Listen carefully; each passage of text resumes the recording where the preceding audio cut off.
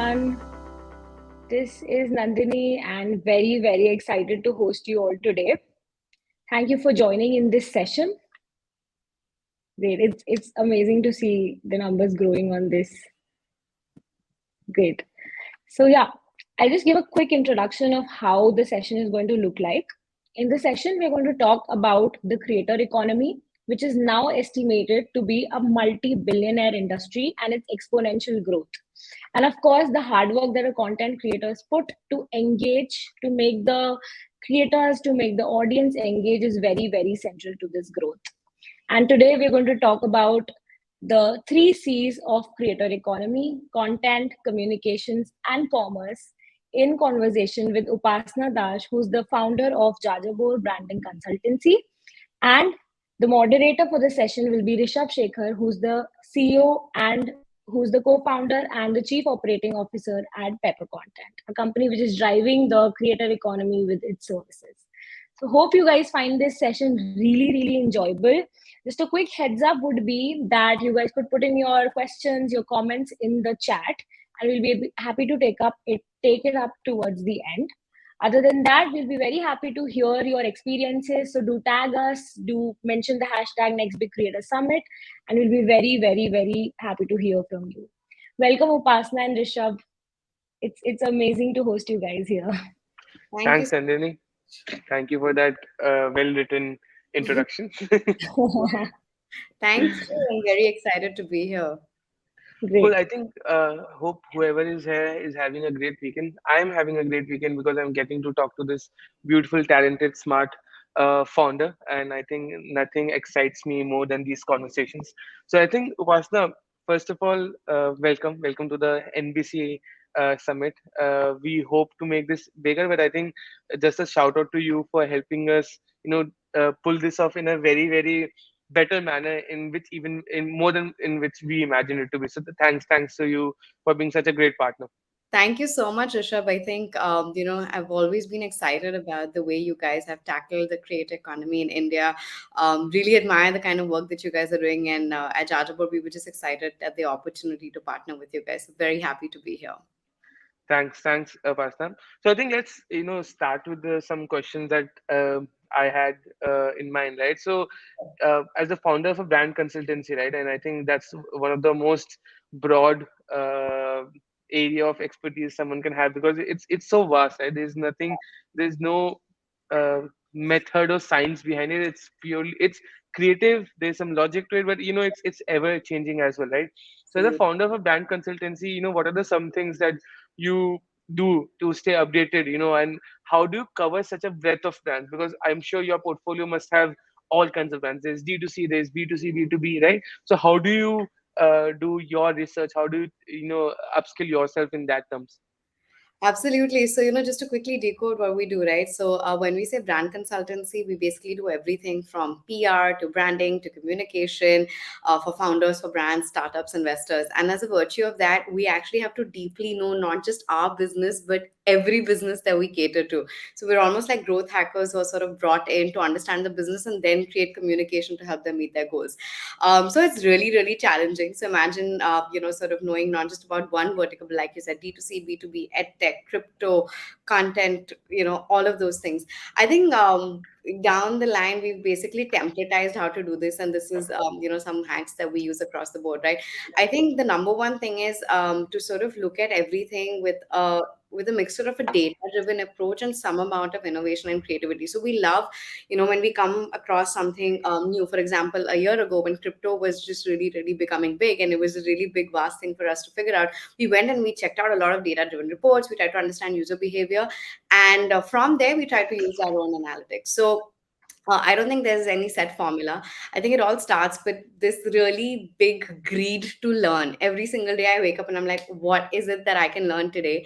And I think the biggest thing I've realized is that inspirational learning can come from absolutely any avenue, right? It doesn't have to be a press article. It doesn't have to be just, an event. It doesn't have to be a founder. I've had some of my most innovating conversations with cab drivers. I've learned so much about marketing from like a vegetables seller at a farm market, right? So I think if you're willing to look for the answers, there is learning everywhere. And I think the two things that I do on a daily basis is always put yourself in the customer's head, right? I think it's very easy for us to, as at least branding comms people, sit in this high horse of creativity and be like, let's do something creative. But I think you always have to put the customer right in the middle of everything that you're doing. And second, just talk to people outside your sphere of influence. I love talking to young people. I love talking to creators. They're doing such incredible things. And I make it a point at least once a week I catch up with somebody who I don't work with and say, hey, tell me what's going on. So I think just always wanting to learn and, looking for learning everywhere and not just traditional avenues. Yeah, I think I got energized by just listening to you talking about how you want to learn. There was such radiant energy in your face. I think that's brilliant. Uh, Yes. as a founder, I am already overwhelmed by just learning about my industry. I can't even imagine how you go about and try to learn about everything out there in the world. I think hats You, off to you. I think you. that's a spirit I would like to probably take over, right? So I Thanks. think going a bit deep, right? And I think brand building is such a amazing job because I oversee marketing for Pepper, right? And Right. like events karte hai, PR, you do a lot of stuff. Even if when you take an office, you try to make something out of it, right? So and Yes. there are some stories to tell, right? There's some very interesting back end stories to tell, and I'm pretty sure you must have multitudes of them, right? So can you just quickly take us to an interesting story, something that went wrong, saved the day, obviously, but at the end, but something that probably gives some everyone the comfort that it's okay to sometimes go here or there because things go here and there. You cannot plan for everything, but it's always important to bounce back. Absolutely. So I'm going to try to tell your story without giving names, but hopefully you'll be able to figure it out. I think, see, that's the fun part, right? When you're in our business on a daily basis, we see so much happening behind the scenes. A lot of it is like, not out in the public. But I think I'll actually tell you about something in my early days of comms. I used to do comms for a lot of really large brands. And as a part of that, we had one of the biggest Indian actors that we were supposed to set up interviews for. So he made us like run through so many hoops saying, oh, I want this room in this particular studio and I want it at this time with this sunlight coming in my face. And we spent like 3 days trying to get this right. And we flew in like a really big journalist and we were like, finally, and we were paying like lakhs and lakhs of rupees for this one day. And he walks in and the really famous journalist is sitting right across him. And there's a little splinter on his sweater and it's like, going this way. And the very famous actor who is in the news right now saw it and lost it. And he said, I'm distracted. I'm walking out. I can't look at that splinter in his sweater. And he just walked off. And and we were sitting there after spending lakhs and lakhs with the brand saying, what do we do? So then we had to run behind that actor and beg him to say, hey, you come back in. And we will ensure, like, we had to, like, give him our shawls and sweaters to wrap him up, the journalist up, and then the interview happened. It was crazy, but I think it actually went out to be one of the best brand interviews that we've ever done. So yeah, it's always wacky, it's always crazy, and on a daily basis, I think what happens is. Typically people expect, oh, PR folks and brand folks have many days and hours and weeks to prepare for something. A couple of weeks ago, we got a call at I think 7 o'clock or 8 o'clock in the evening saying, hey, we have like this big announcement of like $1 billion and we needed to be everywhere. And we had to do it at 4 a.m. India time. And we were like, what the hell? We had to literally wake up media folks and create crazy content, and it went really well. But I think that's the fun of the job. It keeps us on our toes. I think we all love some celebrity stories. I think thanks for that When goss it in the real world. So I think nobody's guessing the names. Let's just say as neutral as possible. But I think thanks for that. I think and I think this is something that we were discussing yesterday, right? Since inception of the brand consultancy industry in general, right? The word itself is brand, right? And that's why it has been very limited to big companies, and even that brand consultancy has an elitist tone attached to it because it sounds expensive. It sounds yeah, बस HUL या PNG कर सकता है. As a startup probably can't do it, right? And that's obviously wrong because I run a startup. I know how things are changing. Now let's go even deeper. Can an individual we have a brand consultant like Upasana, Yeah. consulting him or her, on how to build their brand, how to what's communication that they should talk about, right? Is that a trend that you're thinking that will take up, or is it already taking up? Wanted to understand your views on that. Oh, absolutely. First, you're very right. I think there is a false perception that, branding and PR is only for large organizations. I think, what's really interesting is if you look at anybody in your life, including you and me, everybody in the audience, right? Each one of us actually has an individual story, as individual as, a fingerprint. No two stories are the same. And as human beings, inherently, we're wired to listen to stories and relay stories. That's just who we are as people. So as long as human beings are interested in telling stories and consuming stories, branding and PR will stay. And it's very, very universal. It's not restricted to brands. I think what used to happen a couple of years ago, brand building was sort of saved for, say, celebrities or, large scale founders, etc. That has completely shifted. In fact, at Jajabor, we are actually very passionate about partnering with early stage entrepreneurs because it's almost like getting a blank slate, right? There's so much freedom to create that story, and we've definitely seen this trend, uptick in the last few years, and specifically from last year onwards to this year. Just the way content creators are presenting themselves, they're all turning out to be individual brands, and a lot of work that we do is around that, right? I think for the first time I've seen an incredible amount of talent and zeal to grow with content creators, and each of them are coming out as their own individual brands. They're creating these niche audiences, they have a very specific content strategy, and therefore they're actually coming up to be individual brands. And when I say individual brands, it's not just about, hey, celebrity PR or soft profiling. I think there's some really systematic business oriented communication planning that's happening around them. So definitely a trend on the upswing, and I see it upscaling more and more. And we see the impact of it. The reason, by the way, all of these creators are now tapping into, say, brand and PR, and we're seeing a great impact, is because this is actually directly impacting them build, business inroads and, create more scale. So I think it's a beautiful cyclic form of communication and scale that's happening, and we're really happy to be at the center of it. Right. I think someone in the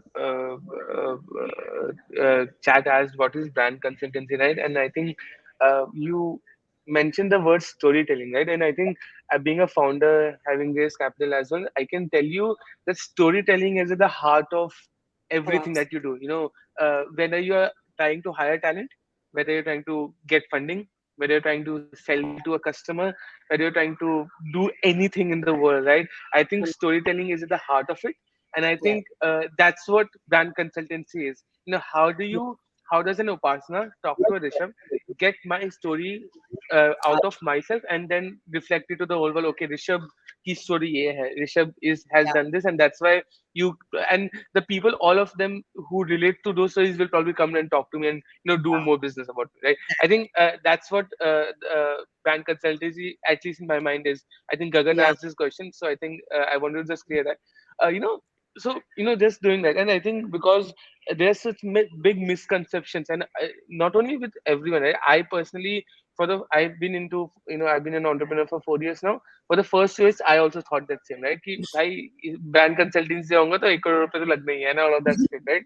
So, and there are mistakes that people do, right? And probably they try to overdo it, underdo it, do something wrong about it. So as creators, and let's talk about brands, because brands have a way of jumping back off from a mistake, right? Yeah. Because for example, a Nestle Maggie ke sath issue हुआ, now They, nobody remembers that there was lead in it, right? And now everyone is still in 2 minutes Maggie wala concept, right?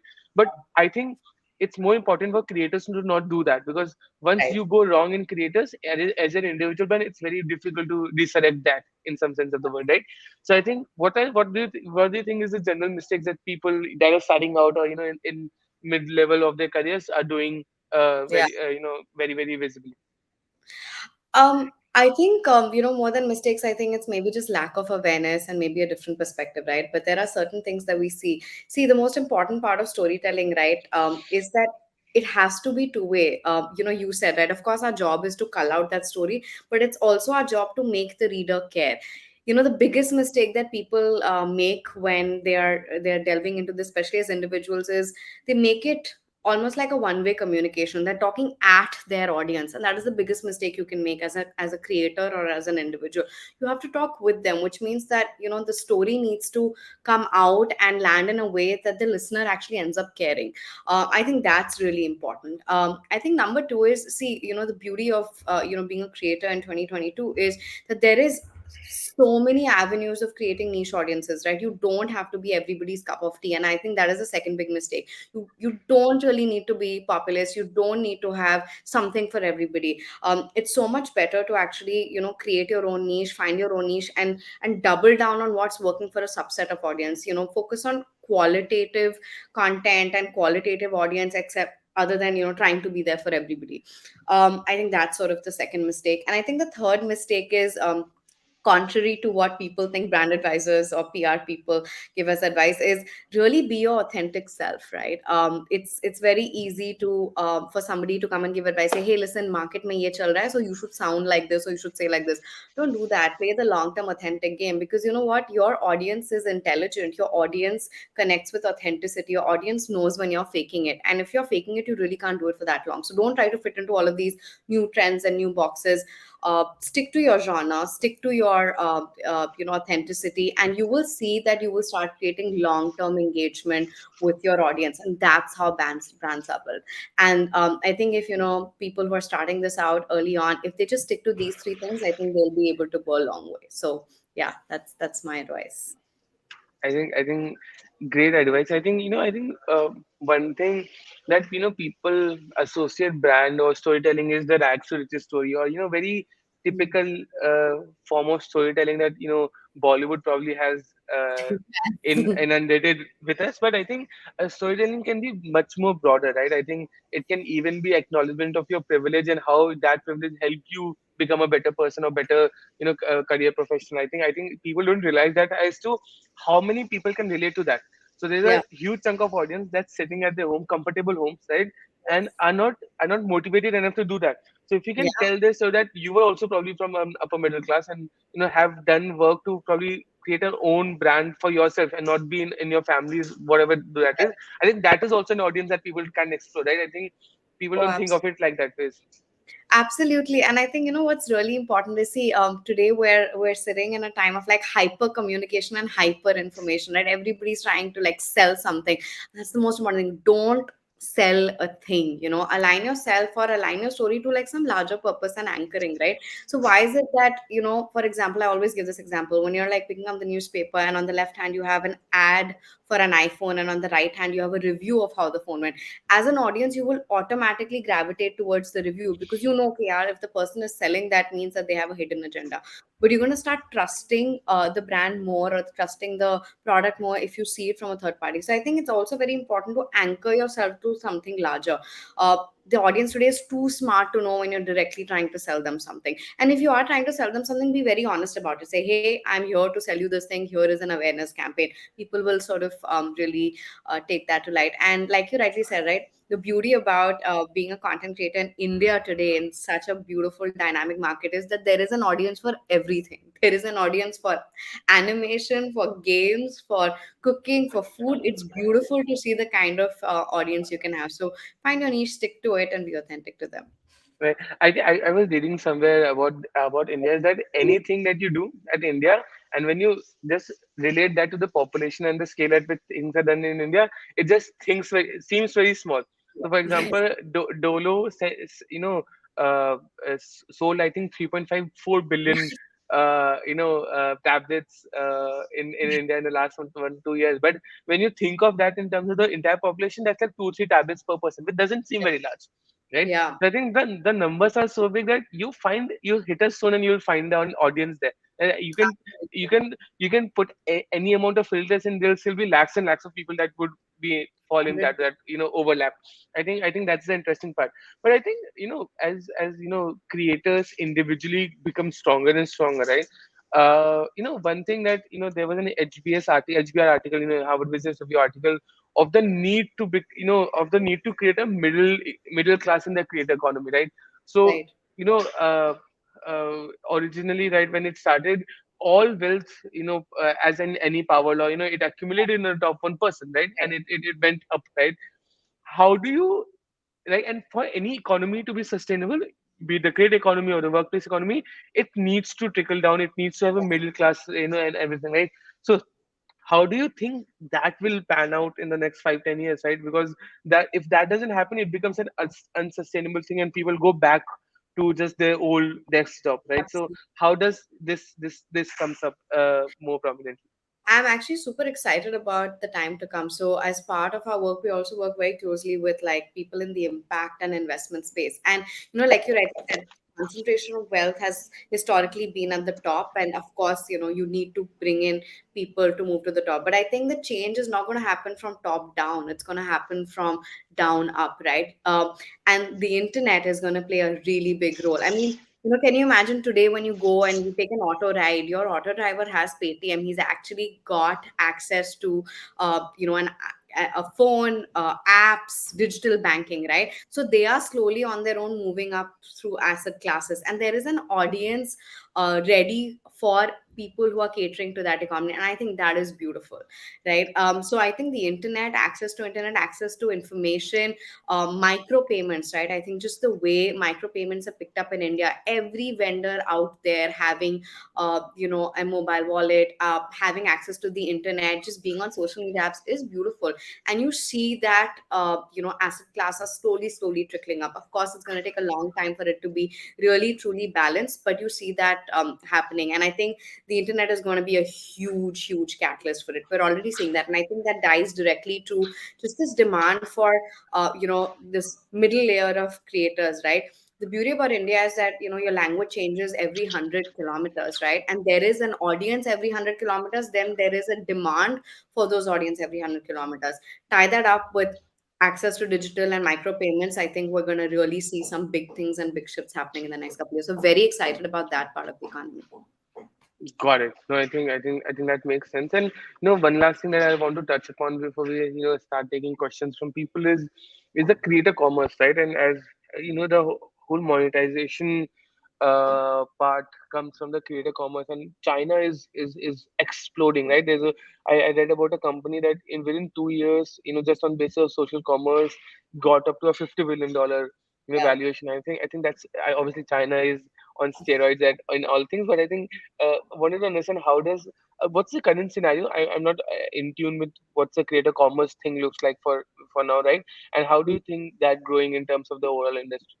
Yeah. So, with China, interestingly, the other big element is that they really are a shut off economy, right? So they only have local players battling out with each other.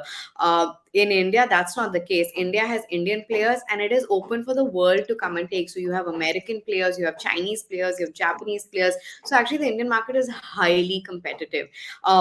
We again at Jajabor work with a lot of investors. We work closely on just studying the startup ecosystem or the creator ecosystem, and I think that we're entering a really great phase, right? I think within the last 2 years itself, and you guys are at the center of all the action, right? Just the way creators have exploded, the kind of volume they are able to charge. Like you said, if a Dolo has become a multi-billion dollar company, can you imagine just the number of creators and the number of audience that have mapped to each other, especially in the last 2 years? And COVID has actually been a catalyst, right?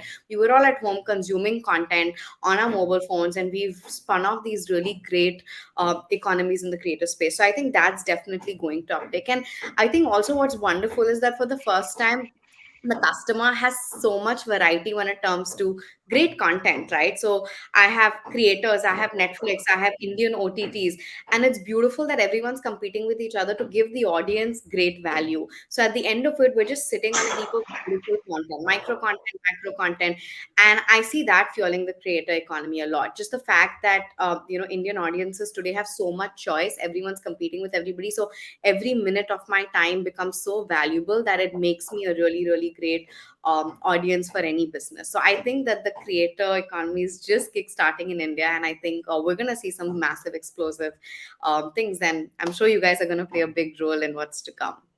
We hope so too. And everyone listening in, we will have a great surprise for all the winners. We'll partner with Upasana to get your PR strategy kick-started, right? I think we'll announce that very soon. But I think anybody who wants to even consult for their own personal brand, any creator who is trying to do something for themselves, I think please reach out to Upasana and her team, and I think you are in safe hands Thank post you. that.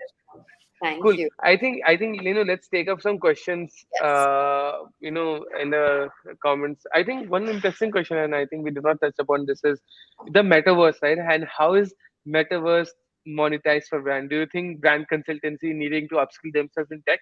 Because companies like any company coming and saying, get me metaverse branding, and how does that work out? Do you think? Oh, it's gonna be great. You know what's very interesting is that you and I included, I think we spend most of our time online versus offline, right? So Right. you are really living a life there. And I think what's beautiful is that you could be in any part of the country, and when you enter the metaverse, you can control what you think your life needs to look like. So I know that globally it's already working really well. And what can happen is how, for this specific question, how is metaverse monetized for brand?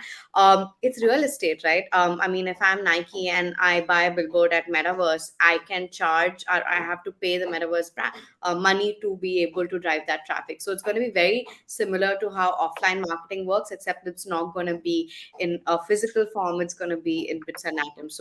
So much avenue. It's already happening in global markets, from merchandising to NFTs to just brands getting onto metaverse. And I think it's going to kickstart very well in India soon too. Got it. One question, one public question, not for you, Upasana, is somebody asked question for listeners, who do you think the actor was? So people can take their guesses in the comments.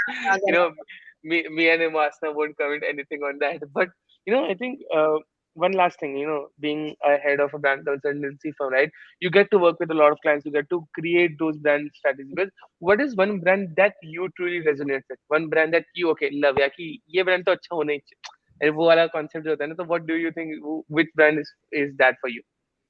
So actually, it's a brand that I kind of started my career with in India. It was Coca Cola.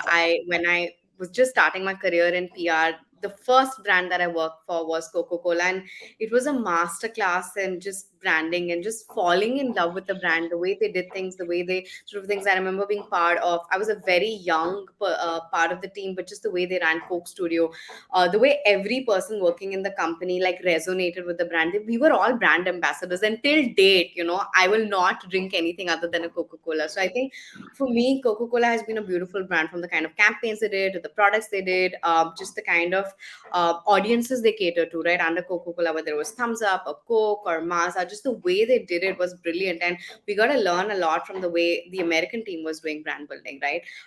But what I really enjoyed was they took like the global brand and they customized it to an Indian audience. And I remember asking, why does such a big brand need to customize to us? Why can't we customize to them? And I think that's when I learned my first lesson, that India is a completely different dynamic beast. Doesn't matter what the brand is, you need to come here and speak the language of the people and do it, with heart, and you'll be shocked at how well the brand will do. So I think till date, definitely Coca Cola as a brand is one brand that I love. I also have a soft corner for a lot of these emerging startups, right? We've seen, for example, again, earlier in my career, I worked very closely with Ritesh Agarwal and Oyo. In fact, he kind of inspired me to go my own way, right?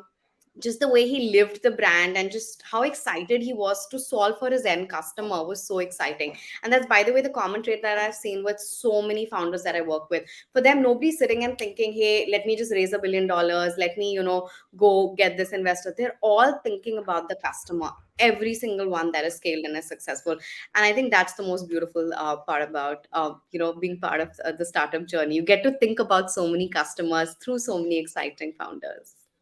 I think very well said. I think Ritesh is a mentor. We is an investor as well, and I think the scale at which he thinks, that the compassion he has for customers, I think brilliant. I think everyone should read about Oyo and how their journey has been. We have some Absolutely. leaders.